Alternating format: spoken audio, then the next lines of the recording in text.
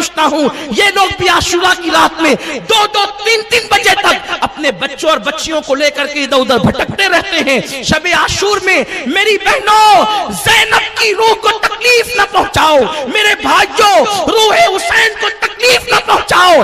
وہ کوئی اور ہوگا جو مر کے مٹی میں ملا ہوگا, اپنا حسین زندہ ہے, ہم حسین کی نگاہ میں ہیں. مولا حسین ہمیں ملاحظہ فرما رہے ہیں. 9 محرم کو عصر کے بعد عمر بن سعد, شمر, یہ پلید لوگوں نے گھوڑے دوڑانے شروع کیے. مولا حسین میدان کربلا میں اپنے خیمے کے دروازے پر اپنی تلوار سے ٹیک لگا کر کے یوں آنکھیں بند کیے ہوئے تھے. گھوڑوں کے دوڑنے کی آواز آئی. امام نے کہا عباس آواز کیسی؟ عرض کی مولا وہ حملہ کرنا چاہتے ہیں. ارشاد فرمایا ان سے کہہ دو لڑائی لڑنی ہی ہے تو عصر کا وقت ہو رہا ہے, شام کا وقت ہے. اگر دیلم کے دشمن بھی جہاں پر یہ لشکر جا رہا تھا, عمر بن سعد کو پہلے دیلم لڑنے کے لیے بھیجا جا رہا تھا, لیکن وہاں سے ان کافروں کو روک کر کے پہلے ان سے لڑنے کے لیے اس کو روانہ کیا گیا کہ وہ جنگ روک دو, پہلے ان سے جنگ کرو.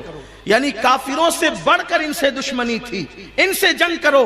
تو آپ نے فرمایا کہ دیلم کے کافر بھی اگر تم سے کہتے کہ شام کا وقت ہے, ابھی جنگ نہیں کرنا, کل صبح کرنا, تو تم ٹائم دے دیتے.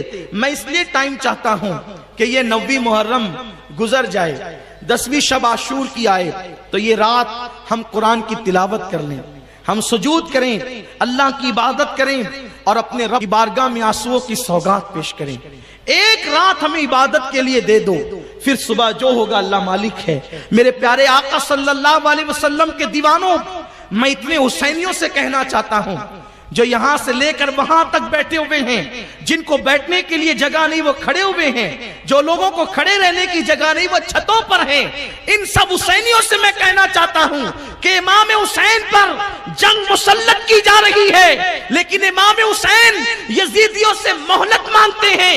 ہم ابھی جنگ نہیں کریں گے, عاشورہ کی رات ہمیں عبادت کے لیے دے دو, ہم تلاوت کرنا چاہتے ہیں, اللہ کی عبادت کرنا چاہتے ہیں, رب کی بارگاہ میں آنسوؤں کی سوگات پیش کرنا چاہتے ہیں. لیکن اے حسینیوں, میں تم سے پوچھنا چاہتا ہوں یہ شب عاشور تم کیسے گزارتے ہو؟ گلیوں میں گھوم کر, مستی مذاق کر کے, میلے ٹھیلوں میں جا کر ذرا سوچو حسین کے دل پر کیا گزرتی ہوگی جب تم شب عاشور ہول ہپاڑ میں کھیل کود میں گزارتے ہوں گے. اب تو لوگوں کا حال یہ ہے, لوگوں کے ہاتھ میں موبائل ہے, لوگ گیم کھیلتے ہوئے بیٹھتے ہیں, کوئی لوڈا گیم کھیل رہا ہے, کوئی تاش کے پتے کھیل رہا ہے, کوئی کچھ کھیل رہا ہے.